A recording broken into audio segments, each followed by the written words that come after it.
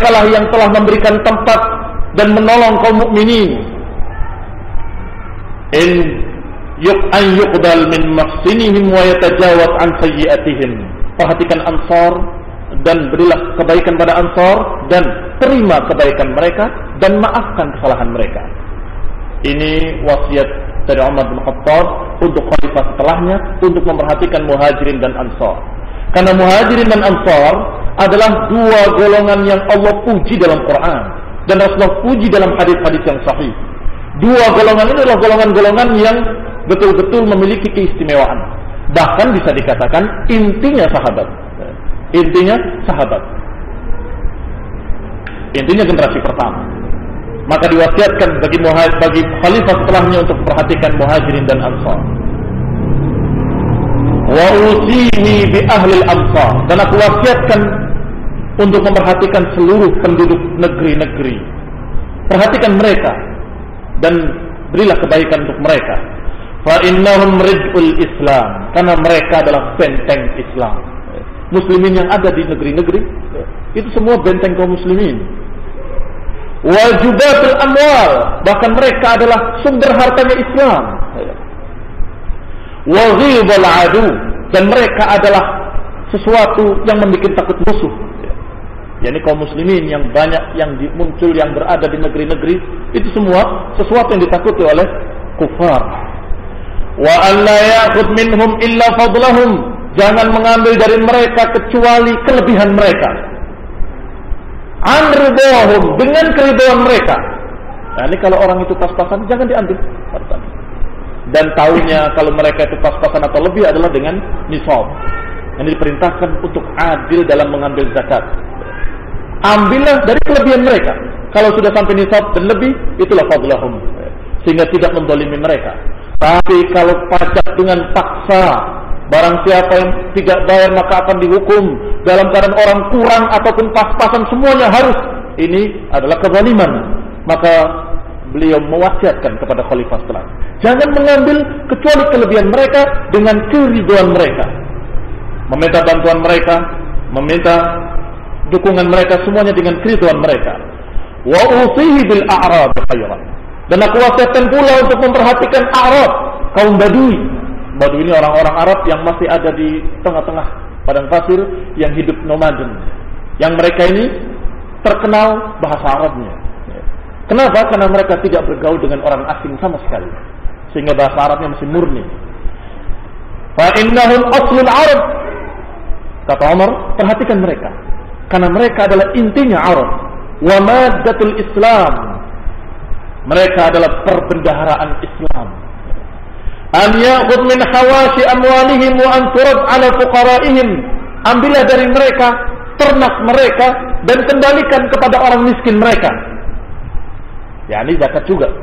Karena terkenal orang-orang Badui biasanya beternak. Kalau sudah kering rumputnya, mereka pindah kepada rumput lain dan pindah ke negeri lain, begitu keadaan mereka. Maka yang diambil dari mereka adalah zakat amwalihim, zakat ternak mereka, dan dikembalikan zakat itu kepada orang miskin mereka. Ini wasiat dari Umar bin Khattab radhiyallahu taala anhu untuk khalifah penggantinya. Wa usihi bidimmatillahi wa dimmati rasulihi an yuwaffa lahum bi'ahdihim, dan aku wasiatkan dengan jaminan dari Allah, dengan janji dari Allah dan Rasulnya, untuk memperhatikan janji-janji mereka dan menepati janji-janji terhadap mereka, terhadap rakyat. Antalaqna, qala, maka kata Umar, wa an yuqatil min waraihim, dan hendaklah berperang membela mereka. Wala yukallifu illa taqatahum, dan jangan bebani mereka kecuali kesanggupan mereka. Wasiat yang bijaksana dari Amirul Mukminin Umar bin Khattab untuk khalifah penggantinya, untuk penguasa setelahnya. Setelah itu beliau wafat. Ini wasiat yang tercatat di dalam riwayat-riwayat yang sahih. Falamma qubida kharajna bihi, setelah beliau meninggal maka kami keluar. Fantalaqna namshi, maka saya pun, kata perawi yakni Ibnu Maimun, kami pun berjalan bersama mereka. Fadzallama Abdullah bin Umar qala, maka Umar membawa setelah dimandikan dan dikafani, dibawa kepada rumahnya Aisyah dan dikuburkan di sana. Tibalah saatnya menentukan siapa pengganti khalifah, karena sehari tanpa pimpinan itu sangat berbahaya. Sehingga saat itu juga setelah penguburan itu 6 orang ini berbicara. Maka berkata Abdurrahman ibn Auf kepada 5 orang sisanya dan 6 orang bersama Abdullah bin Umar, qala ij'alu amrakum ila thalathati minkum. Jadikanlah urusan ini untuk 3 orang saja. Siapa yang mau ngalah dan siapa yang mewakilkan pada orang lain. Yakni dari 6 orang dijadikan 3, siapa yang mau mundur dan menyerahkan pada orang lain. Maka berkata Zubair, ana qad ja'altu amri ila Ali. Saya serahkan urusan saya pada Ali bin Abi Thalib. Yang kedua berkata Talhah, qala Talhah qad ja'altu amri ila Utsman. Urusan saya serahkan pada Utsman. Saya mundurkan diri.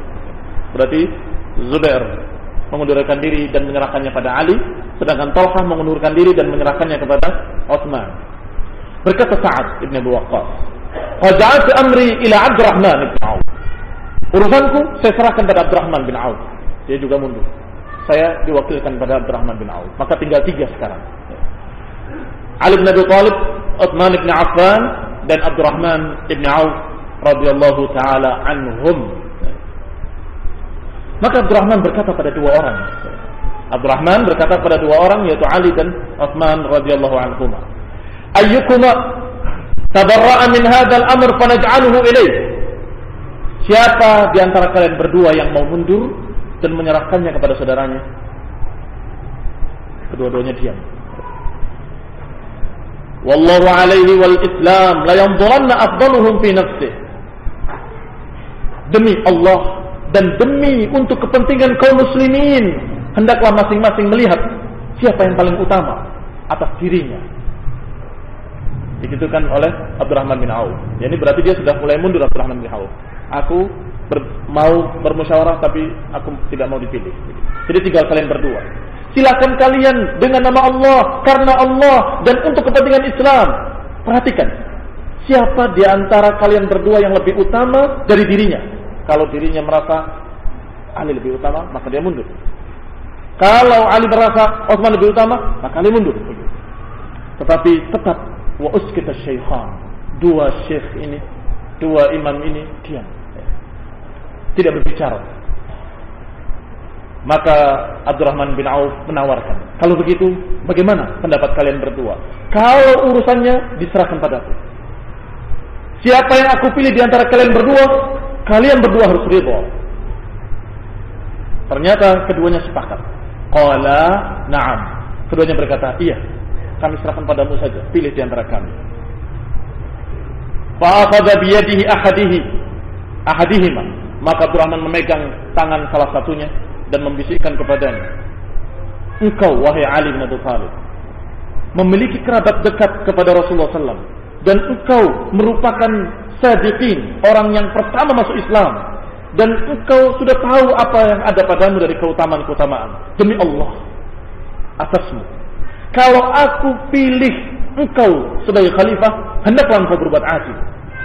Dan kalau aku pilih Utsman, hendaklah engkau jadi orang yang taat pada pimpinan.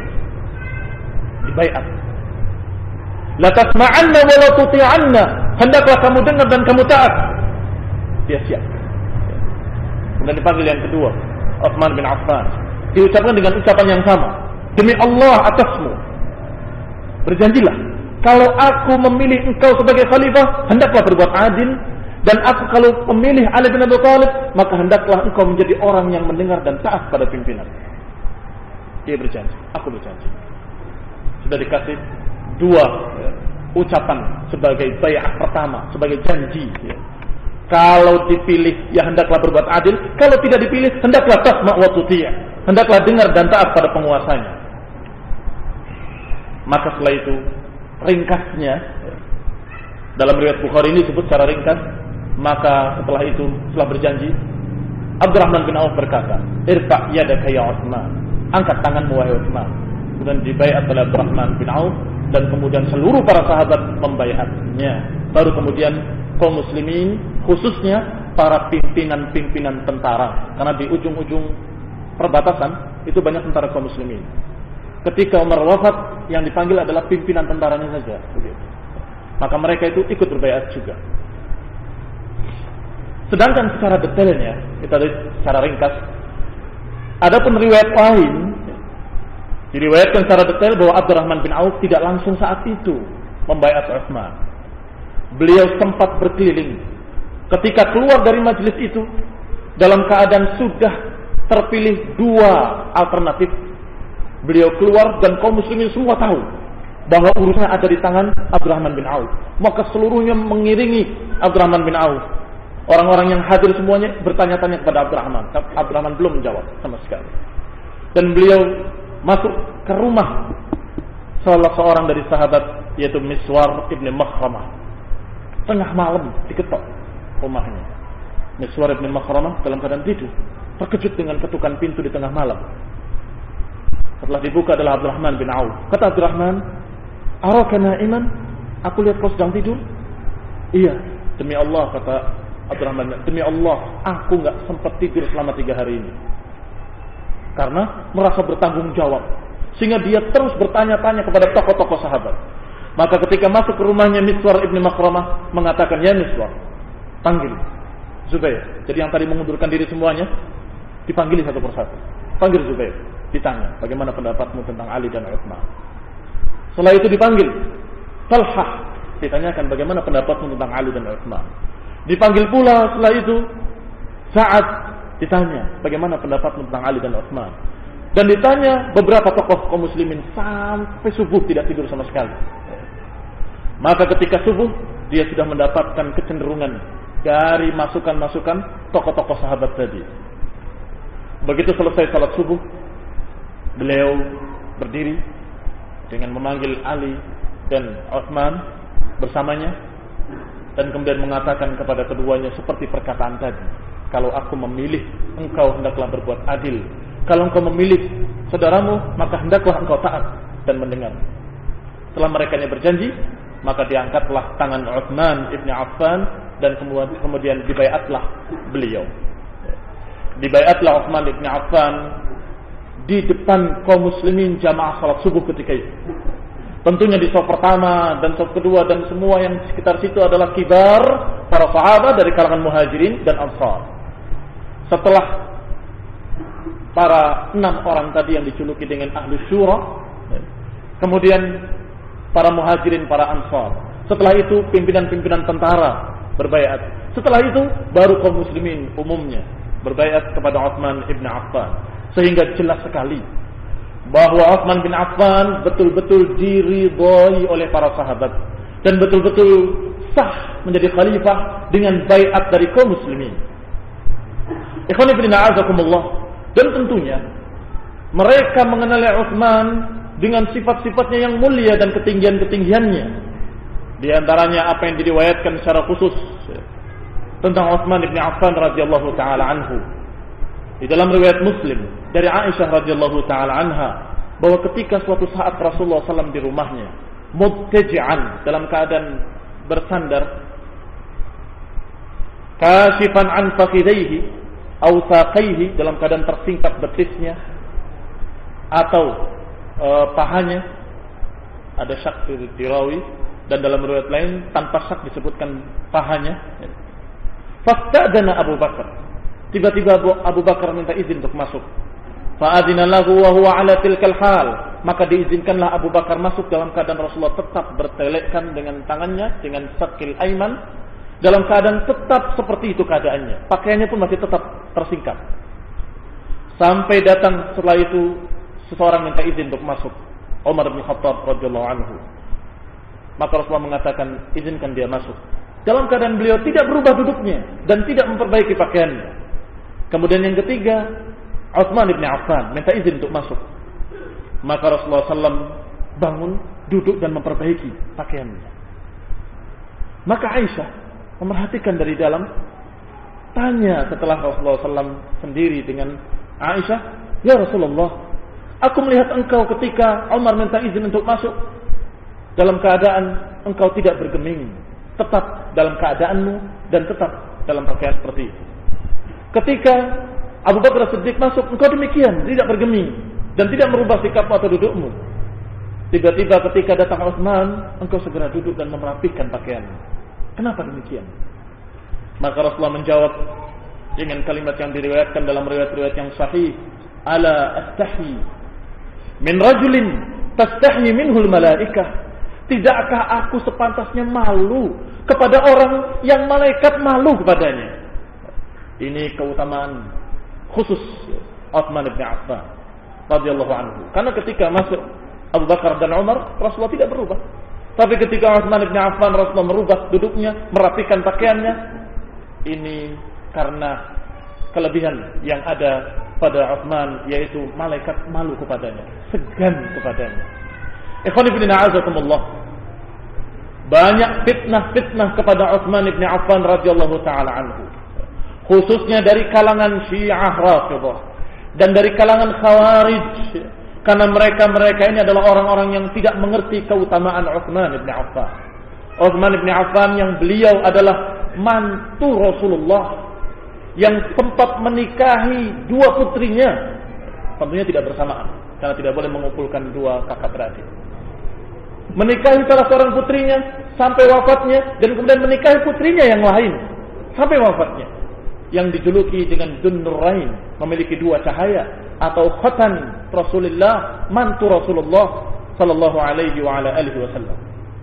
Mereka kaum Khawarij dan kaum Syiah tidak mengenali keutamaan Utsman, sehingga mereka menebak-nebak dan menduga-duga dengan kebodohan bahwa Utsman adalah orang yang memiliki sekian kekurangan. Mereka cari ketika dalam perang Badr, dalam perang Uhud, Utsman tidak ikut. Dalam perang Badr tidak ikut. Dalam perang Uhud dikatakan lari dari perang. Dalam Bai'at Ridwan tidak ikut. Ini kata kaum Syiah. Mereka membikin-bikin kisah seperti itu.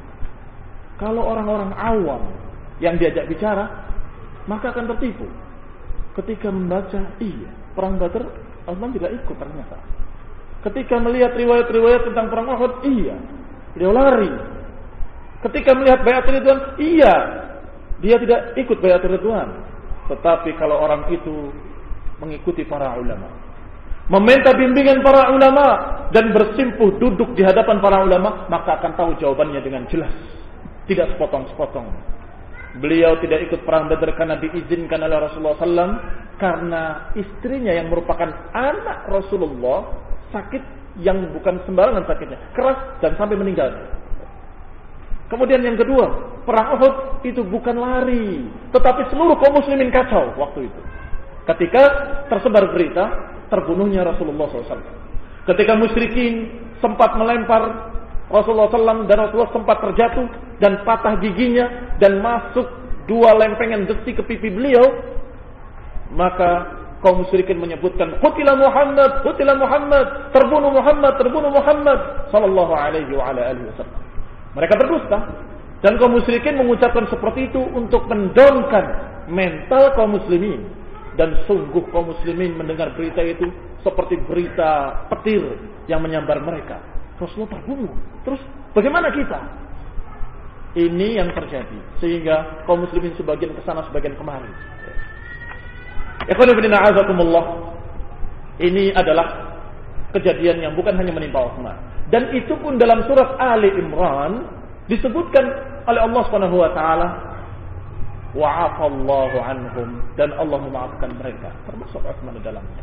Dan bukan cuma beliau, para sahabat hampir, karena mereka ramai dan tidak jelas Rasulullah di mana, kecuali orang-orang terdekat yang melihat Rasulullah SAW masih hidup dan terjatuh di dalam sebuah lubang. Maka mereka semua menjadi benteng hidup Rasulullah sallallahu alaihi wa ala alihi wasallam. Apalagi tentang Bai'atur Ridwan. Bai'atur Ridwan itu benar memang Utsman bin Affan tidak ikut, tetapi justru tidak ikutnya beliau karena beliau diutus oleh Rasulullah SAW ke Mekah ketika kaum muslimin tertahan Tidak boleh masuk ke Masjidil Haram, tidak boleh masuk ke Mekah oleh musyrikin, padahal mereka menghendaki untuk umrah, untuk haji, tetapi dihalangi oleh musyrikin dan tidak boleh masuk. Maka diutus orang besar dari turunan orang besar, orang mulia dari turunan orang mulia, orang Quraisy, sehingga diutus orang yang terhormat dari turunan orang terhormat, yaitu Utsman bin Affan. Ternyata kepulangannya tertunda. Sampai-sampai tersebar berita bahwa Utsman terbunuh, Utsman dibunuh. Maka Rasulullah SAW membaiat kaum muslimin. Isi baiatnya justru membela Utsman, bersumpah setia untuk membela Islam, membela agama Allah dan Rasulnya, dan kemudian membela kaum muslimin termasuk Utsman bin Affan. Ini baiatnya, sumpah setia kepada Rasulullah SAW untuk membela agama ini dan membela Utsman. Kami berbaiat untuk membela Utsman. Jadi Utsman diutus dan para sahabat ini membela atau berbaiat justru untuk membela Utsman. Ternyata kaum Syiah justru memusuhi Utsman bin Affan. Inilah bertolak belakangnya mereka dengan para sahabat. Ditambah lagi dalam riwayat yang sahih, disebutkan dalam riwayat Bukhari dari hadis Ibnu Umar bahwa di akhir bai'atur ridwan Rasulullah SAW mengangkat tangan kanannya dan mengatakan hadza yadu Utsman, ini tangan Utsman. Kemudian diletakkan tangan kirinya sebagai baiat dan mengatakan hadza li Utsman, ini untuk Utsman. Maka baiatnya Utsman paling istimewa. Baiatnya Utsman paling istimewa karena diwakili oleh tangan mulia, tangan Rasulullah sallallahu alaihi wasallam. Inilah ikhwanifidina azakumullah, kalau kita mau mendengarnya dari ahlu sunnah. Tetapi mereka-mereka yang terlalu berani, lancang untuk studi perbandingan, duduk di tengah-tengah kaum ahli bid'ah dan duduk mendengarkan ucapan mereka, akan bingung. Iya ya. Dan mereka akan berkata, diriwayatkan dalam riwayat yang sahih, disebutkan mungkin Bukhari atau Muslim, bahwa dalam bai'atul ridwan Utsman tidak ikut. Ya betul, tidak ikut secara fisiknya, tetapi Rasulullah mengatakan hadza yadu Utsman, itu tidak dibawa. Oleh ahli bid'ah dari kalangan Syiah tidak dibawa. Dan mereka selalu mencari-cari dan meriwayatkan hadis dengan sepotong-sepotong. Sebagian diriwayatkan, sebagian tidak diriwayatkan. Maka hati-hati dari mereka. Jangan mau mendengarkan ucapan mereka. Irham adanakum, sayangilah telinga-telinga kalian. Jangan mau mendengarkan ucapan mereka. Jangan mau mendengarkan ucapan Al-Attas. Jangan mau kamu dengarkan ucapan Al-Habsyi, tokoh-tokoh Syiah. Apakah Husain Al-Attas atau Husain Al-Habsyi atau yang lainnya. Jangan dengarkan ucapan mereka, jangan baca bukunya, jangan dengarkan kasetnya, jangan bergaul dengan teman-temannya. Ikhwan fillah a'azakumullah. Kaum Khawarij juga demikian. Mereka tidak tahu keutamaan Utsman bin Affan sehingga mereka meragukan keadilan Utsman bin Affan. Dan mereka bahkan menuduh bahwa Utsman bin Affan itu terkena fitnah korupsi, nepotisme, mementingkan sukunya, mementingkan keluarganya. Itu kaum Khawarij sejak dulu. Dan pelanjutnya dari tokoh-tokoh seperti Sayyid Qutb dan pengikutnya. Dalam keadilan sosial buku dia mengatakan, kalau kita nadrah binadratil Islam, kalau kita pandang dengan kacamata Islam, kata dia, niscaya para pemberontak yang memberontak kepada Utsman itu lebih dekat kepada Islam daripada Utsman sendiri.